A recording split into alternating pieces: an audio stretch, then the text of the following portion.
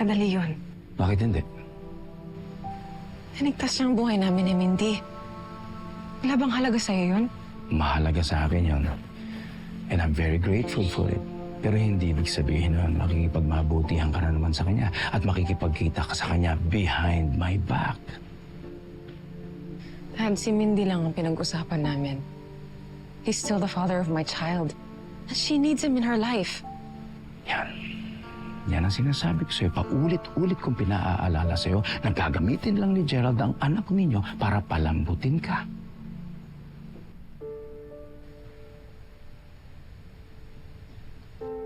Dad, alam ko kung hanggang saan lang si Gerald sa buhay ko. Talaga? Hindi yan ang nakikita ko. Ang nararamdaman ko ito.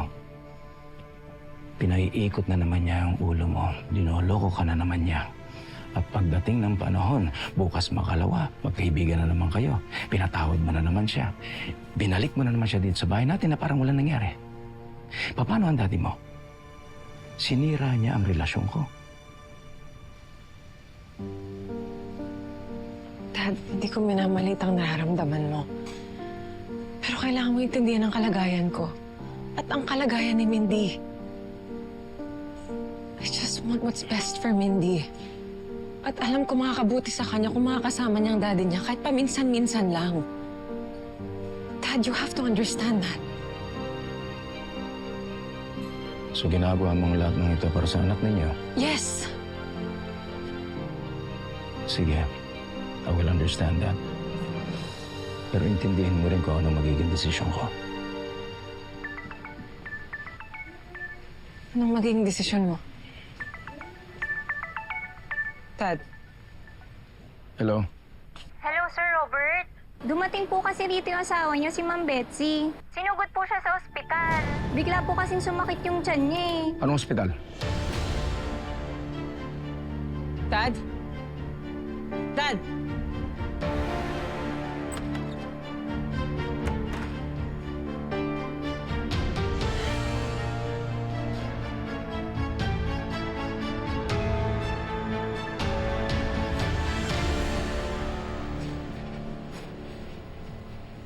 Robert!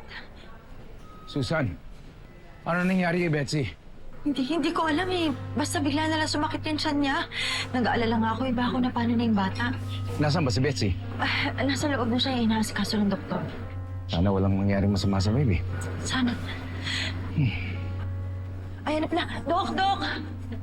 Kayo ba yung family ni Mrs. Rodriguez? Ako po ang nanay. Doc, kamusta na po ang baby ko? Okay naman siya. Malakas ang kapit ng bata. Bakit ho sumakit yung tiyan ng anak ko? Probably due to stress. Alam niyo, mahina o masela ng mga nabubuntis sa stress. Mahina din ang katawan ni Mrs. Rodriguez. Kailangan niya ng masusing supervision at pag-aalaga. Excuse me po, balikan ko lang si Mrs. Rodriguez. Salamat, Doc.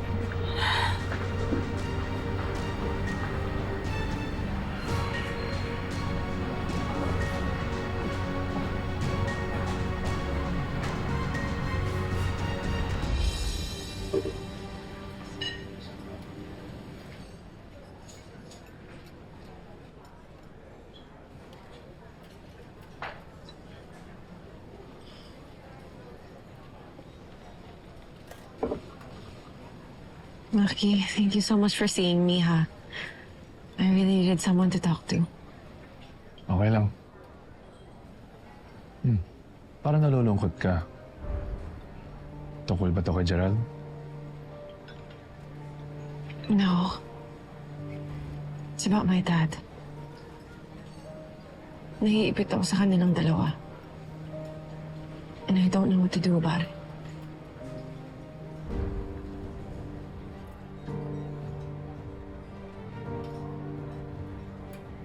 Ay, nako. Buti na lang talaga nakabalik na tayo dito, anak.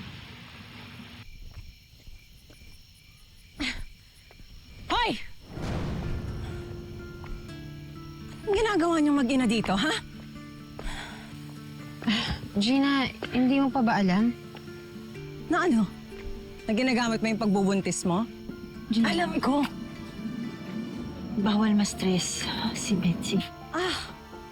Bawal bawal pala siya ma-stress. Eh, ba't nandito kayo? Kasi ako ang pinakamalaking stress sa buhay mo.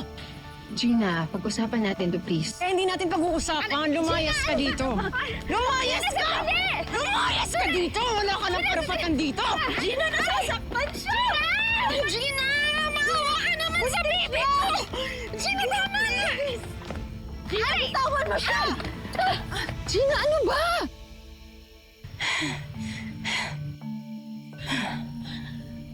Wala na kayong karapatan sa bahay na to. Kahit pabuntis ka, kahit pa si Daddy ang tatay ng anak mo. Dahil hindi lang si Daddy ang niloko mo, pati ako! Gina, maawa ka naman sa baby ko. Kapatid mo pa rin siya. Tama na, drama! Lumayas na kayo! Gina! Lumayas! Lumayas!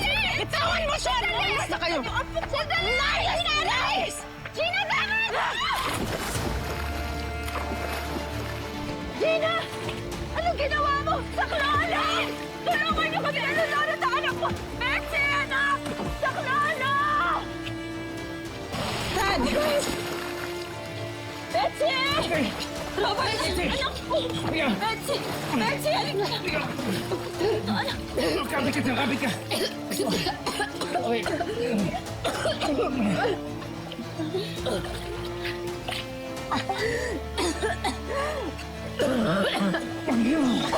Okay.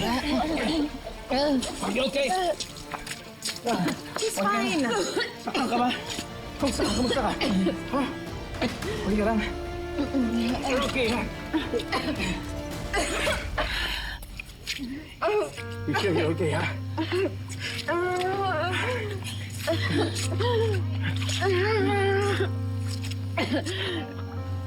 Buti lang hindi nauna yung tiyan ko. Baka napanin na yung baby natin. Nakita mo na ang ginawa mo? Muntik pa mapahama ka magiging apo ko. Kung galit ka sa amin, wag mong idama yung inosenteng bata. Kung hindi ka sana nakisawsaw, hindi ko sana nabitawan si Betsy. Dati naman kasi, pinipilit nila na pinababalik mo daw sila dito sa bahay. Sige na. Pumasok ka na sa loob. Sige, bago kayo ginawin. Sige na, pumasok na kayo. Pumasok na kayo. Totoo yung sinasabi nila. Pinababalik ko sila dito. Pinapayagan ko na.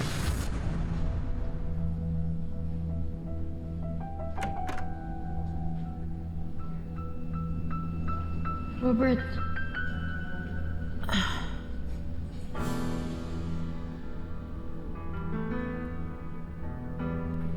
Nabi na sa akin ng doktor ko ano nangyari. Alam ko na. sorry Robert. Gusto lang naman kitang supresahin sa opisina mo, kaso biglang sumakit yung tiyan ko. Pasensya na kung nakagulo ako. Hayaan mo hindi na mauulit. Sa susunod mas magiging maingat na ako. Hindi ko hayaang may mangyari sa baby natin. Ayoko rin may mangyaring masama sa kanya. Kaya nagdesisyon na ako.